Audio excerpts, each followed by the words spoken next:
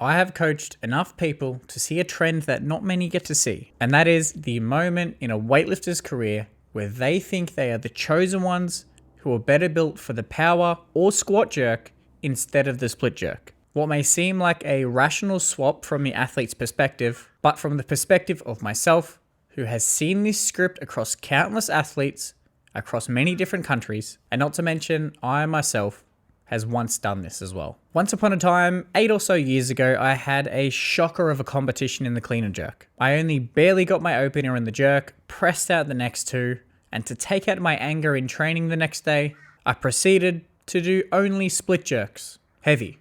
All sessions in a row. And what this resulted in was a torn adductor mid-split jerk. Now, this silly way of training forced me to do power jerks only for the next 8 months, as I couldn't split with the adductor injury. So I had a lot of time to develop my power jerk. After the 8 months were done, my power jerk was now sitting above my best split jerk, but it took me all of 3 weeks after swapping legs from the injured adductor to then PB my split jerk well beyond this number I had been building for 8 months. For a lot of us out there, at some point in our career, we see the power jerk or even squat jerk as the solution to our split jerk problems and essentially an escape ticket. But I can assure you, for 99% of us out there, it is not. Although I will admit the power jerk and the push press are great accessories to have in a weightlifting program, what I've experienced for myself and coaching hundreds of others, wanting to swap the split jerk for a power or squat jerk is generally just an avoidance of the difficulty in mastering the split jerk. Today, I'm going to run through the 3 major frustrations I see with lifters that I've coached all around the world that makes them want to channel their inner Team China and jump ship from split jerks. Starting with the split position itself. This, I would say, generally gives the most frustration in not knowing or struggling to hit this ideal split position. I would consider the split jerk the dark horse of weightlifting. When we start weightlifting, it's all about the snatch and how difficult it may be for us to conceptualize how to perform the snatch. But as we transition into intermediates, from what I have seen, you'll see the split jerk decide to rear its head and cause headaches amongst many intermediate lifters. I'll quickly run through the positions we want to hit in the split jerk.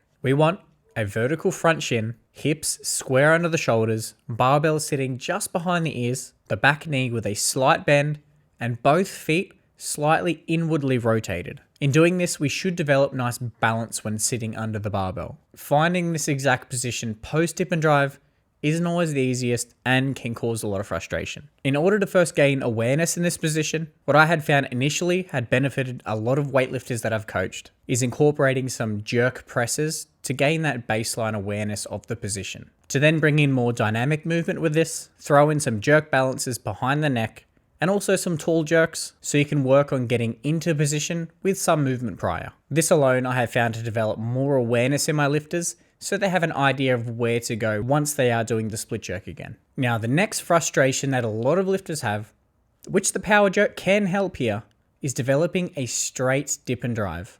When we dip and drive in the jerk, we want the torso to remain straight. Many, if not all of us at some stage, have an issue with creeping forward in that dip and drive. I personally, years ago, would come to the gym, set up my phone from the side, and just start hitting light split jerks, watching my torso specifically.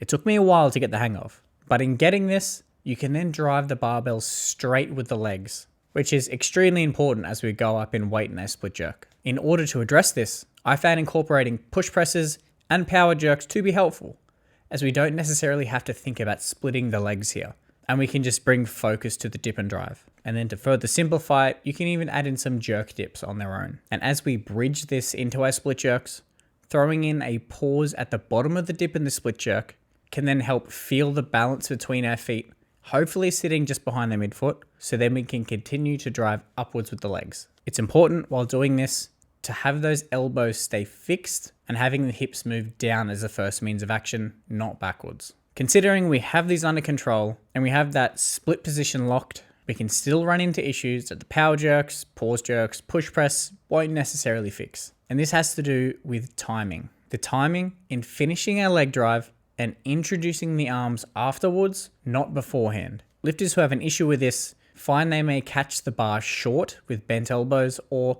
away from the body. And this means you're generally using the arms too early. As I hope we all know watching this, the legs are much stronger than our arms. we need to use the legs to the best of their ability. If you freeze frame at the top of the drive in the split jerk and the hips remain closed, you're likely using the arms too early and not allowing the legs to finish the drive phase. The arms aren't used to push the bar up, they're used to guide the bar back and lock out while pushing you under the bar. Practicing with tall jerks is a great way to get a feel for what the arms are supposed to do in the split jerk. Get used to the timing and hitting this split position in this variation, and you should start to find a difference in the timing of your jerk. Now, if this frustration speaks to you and you want to work on your positions across all 3 Olympic lifts, I have a free positional playbook at the link in the top of the description that you can access for free and see across all lifts if your positioning is on point or needs a little work. But if you feel you need a coach's eye to dial this in, this is something that I offer for my Raising Minimum team members all across the world, in which you're free to jump in and give it a try for a week. And if you found this video was helpful and you want to go a little deeper,